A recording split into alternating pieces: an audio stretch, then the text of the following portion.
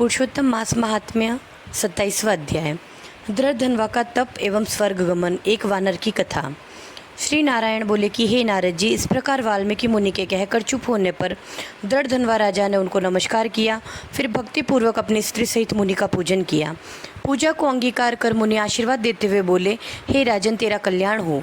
अब मैं पापनाशिनी सरयू नदी को संध्या करने के लिए जा रहा हूँ। इस समय सायंकाल हो रहा है। ऐसा कह के वाल्मीकि मुनि तत्काल चले गए। राजा दूर तक वाल्मीकि जी को पहुंचाकर अपने महल को लौट आया और अपनी गुण सुंदरी रानी से बोला, हे सुंदरी, राग, द्वेष, लोभ, मोह, मद, मात्सर्य, इन 6 शत्रुओं से भरे हुए गंधर्व रूपी नगर के समान इस असार संसार में मनुष्यों को क्या सुख है। कीड़ा, विष्टा तथा राख नामधारी और वात, पित्त, कफ से युक्त मल, मूत्र, रक्त से व्याप्त इस देह से क्या मोह है। हे प्रिय, मैं इस क्षणभंगुर शरीर से ध्रुव पदार्थ की प्राप्ति के लिए पुरुषोत्तम का स्मरण करने वन को जाता हूँ।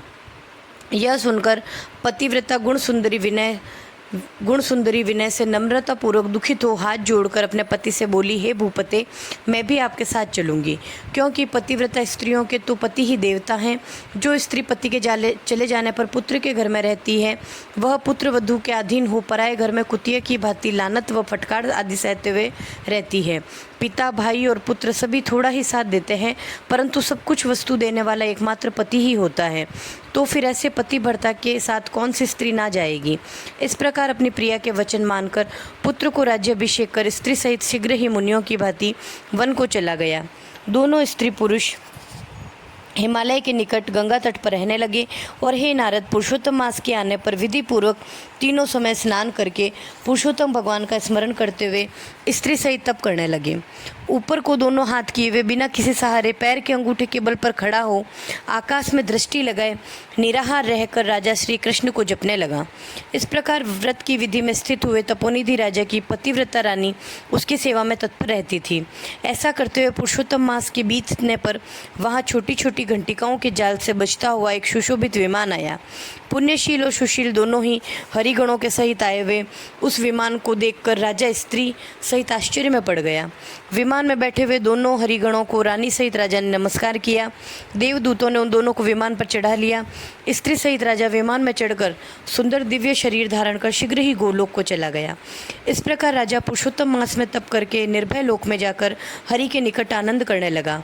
और राजा की प्रतिव्रता स्त्री भी पुरुषोत्तम मास में तप करते हुए अपने पति की सेवा करते हुए पति लोक को गई। श्री नारायण बोले कि हे नारद जी, मेरे एक जिह्वा है, अतः इस समय मैं क्या उसका वर्णन करूं। इस पृथ्वी पर पुरुषोत्तम मास के समान अन्य कुछ भी नहीं है। हजारों जन्म तक तप करने से भी वह फल प्राप्त नहीं होता जो पुरुषोत्तम मास के सेवन से प्राप्त होता है। पुरुषोत्तम मास में भूल कर भी उपवास, दान, स्नान और जप करने से जन्म जन्मांतर के पाप नष्ट हो जाते हैं। जैसे पुरुषोत्तम मास में अनजाने में एक बंदर के 3 दिन स्नान करने से ही पूर्व जन्म के सभी पापों के समूह नाश हो गए और वह भी दिव्य शरीर धारण कर विमान पर चढ़कर वृद्धावस्था तथा मृत्यु से रहित होकर दिव्य लोक को गया।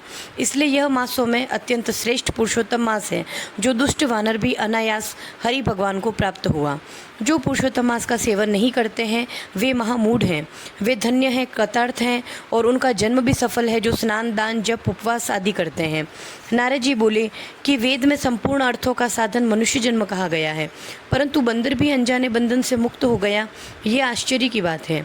हे तपोनिधे, सभी लोगों के हित के लिए यह कथा भी मुझसे कहो कि उस बंदर ने 3 रात्रि कहाँ स्नान किया, वह बंदर कौन था, क्या खाता था, कहाँ उत्पन्न हुआ और कहाँ रहता था, उसको किस कारण से पुरुषोत्तम मास में ऐसा श्रेष्ठ फल प्राप्त हुआ। यह मुझे सुनने की जिज्ञासा है, अतः विस्तार पूर्वक कहो, क्योंकि मुझे आपके मुख से कथा रूपी अमृत सुनते सुनते तृप्ति नहीं होती। श्री नारायण बोले, केरल देश में कोई एक ब्राह्मण मधुमक्खियों की तरह नित्य प्रति धन इकट्ठा करने में लगा था। वह बड़ा ही लालची तथा कंजूस ब्राह्मण था। इस कर्म के कारण लोक में वह कदर्य नाम से विख्यात हुआ। उसके पिता का रखा हुआ पहला नाम चित्र शर्मा था।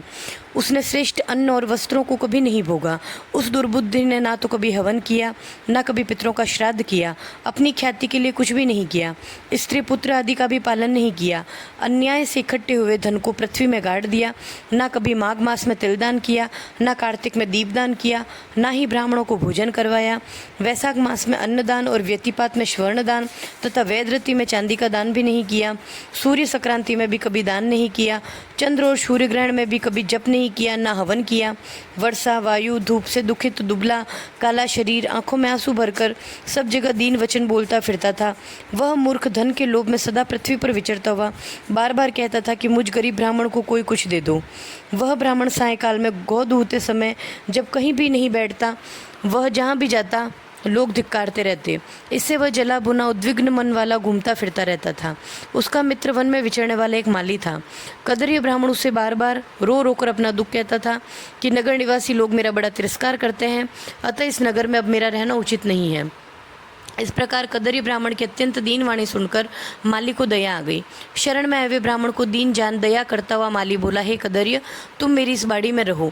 सब लोगों से तिरस्कृत ब्राह्मण कदर्य माली का वचन सुनकर आनंद से उसी बाड़ी में रहने लगा। नित्य उस माली के साथ रहता, उसकी आज्ञा का पालन करता, जिससे वह माली का विश्वास पात्र हो गया। माली ने उस ब्राह्मण को अपना समझकर अत्यंत विश्वास के साथ बाटिका संभाल दी और अपने सभी काम का भार उसे सौंप दिया। माली अपनी बाड़ी की चिंता को छोड़कर राजमहल में नौकरी करने लगा। राजद्वार में कार्य अत्यंत होने के कारण माली पराधीन हो गया और अपने बाग की ओर नहीं जाता था। इधर कदर्य फलों को निर्भय होकर आनंद से खूब खाता था और बाकी के बच्चे फलों को बेच देता तथा उसकी बिक्री का सभी धन निर्भय हो स्वयं ही रखता था। जब कभी माली पूछने लगता तो उसके आगे असत्य बोल देता कि मैंने नगर में फिर फिर कर भिक्षा मांग कर और कंदमूल खाकर आपके वन की रात दिन रक्षा की है। मेरे पीछे से बाड़ी के फलों को पक्षी आकर खा जाते थे।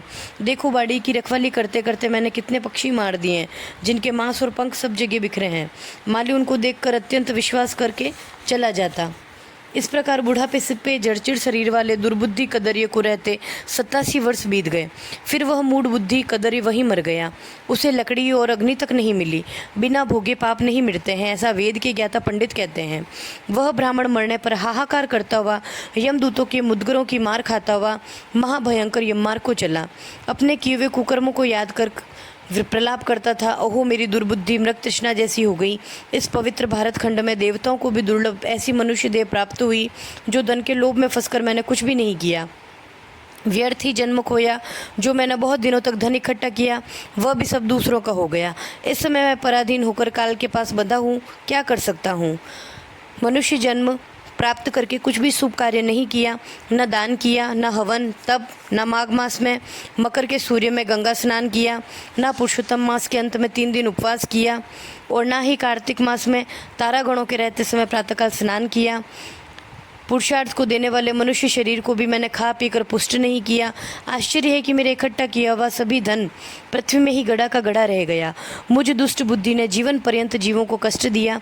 मैंने कभी भी अपनी जठराग्नि को अन्न से तृप्त नहीं किया, कभी भी खर्च करके श्रेष्ठ वस्त्रों से शरीर को नहीं ढका, ना समाज के लोगों को, ना परिवार को, न बंधु बांधव, बहन भांजा, जमाई, पुत्री, पिता, माता, छोटे भाई, पतिव्रता स्त्री, देवता और ब्राह्मण आदि किसी को भी कभी संतुष्ट किया, ना मिठाई आदि से एक बार भी किसी को तृप्त किया।